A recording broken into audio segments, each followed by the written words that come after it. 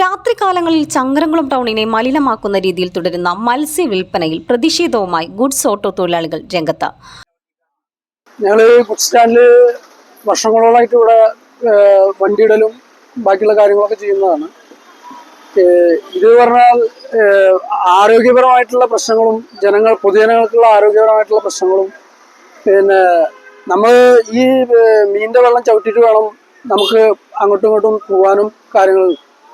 ഞങ്ങൾക്ക് ഇതിനെതിരെ പരാതി ഞങ്ങൾ 2 പഞ്ചായത്തുകൾക്കും അതുപോലെ പോലീസ് സ്റ്റേഷനിലും നമ്മുടെ ഹെൽത്ത് ഇൻസ്പെക്ടർക്കും പരാതി കൊടുത്തിട്ടുണ്ട്. അപ്പോൾ അവർ നടപടിയെടുക്കുന്നതാണ് ഞങ്ങളോട് അറിയിച്ചിരിക്കുന്നത്. പക്ഷേ അതിൻ്റെ നടപടികളൊന്നും ഇതുവരെ ആയിട്ടില്ല.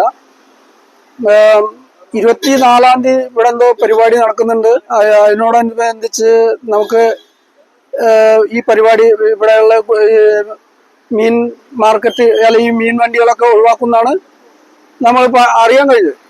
എന്തായാലും ഇത് വളരെയധികം മോശമായിട്ടുള്ള ഒരു സംഭവമാണ്. കാരണം ഈ സൺറൈസ് ഹോസ്പിറ്റലിലേക്കും ബാക്കിയുള്ള സ്ഥലങ്ങളിലേക്കും പോകുന്ന രോഗികൾ ഈ മീനിൻ്റെ വെള്ളം ചവിട്ടിയിട്ട് വേണം പോകാൻ.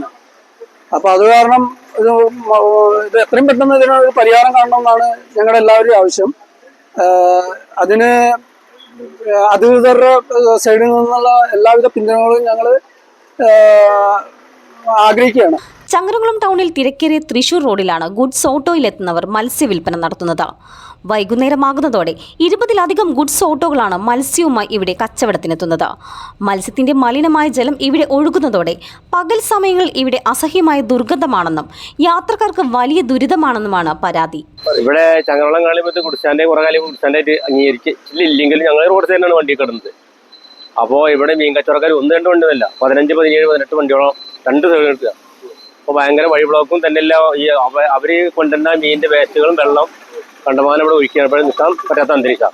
ഇവിടെ സൗന്ദര്യവൽക്കരണം എന്ന് പറഞ്ഞിട്ട് ഒരു പദ്ധതി ഗവൺമെന്റ് പാസ്സാക്കിയിട്ടുണ്ട്. അപ്പോൾ ഇവിടെ സൗന്ദര്യവൽക്കരണം എല്ലാം കൂടുതൽ വരുന്നത് സൗന്ദര്യ മണ്ണങ്ങളാണ് വരുന്നത്.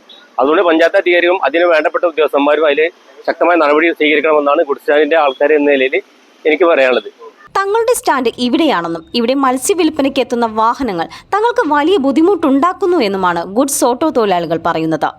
രാത്രിയാവുന്നതോടെ റോഡിൽ വലിയ ഗതാഗതക്കുരുക്കുണ്ടാകുന്ന രീതിയിൽ നടക്കുന്ന മത്സ്യവില്പന നിർത്തലാക്കണമെന്ന് അധികൃതർക്ക് മുന്നിൽ പലതവണ ആവർത്തിച്ചിട്ടും പരിഹാരമുണ്ടായില്ല എന്നും തൊഴിലാളികൾ പറഞ്ഞു.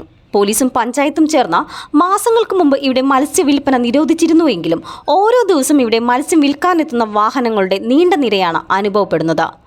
CNTV ചങ്ങരംകുളം.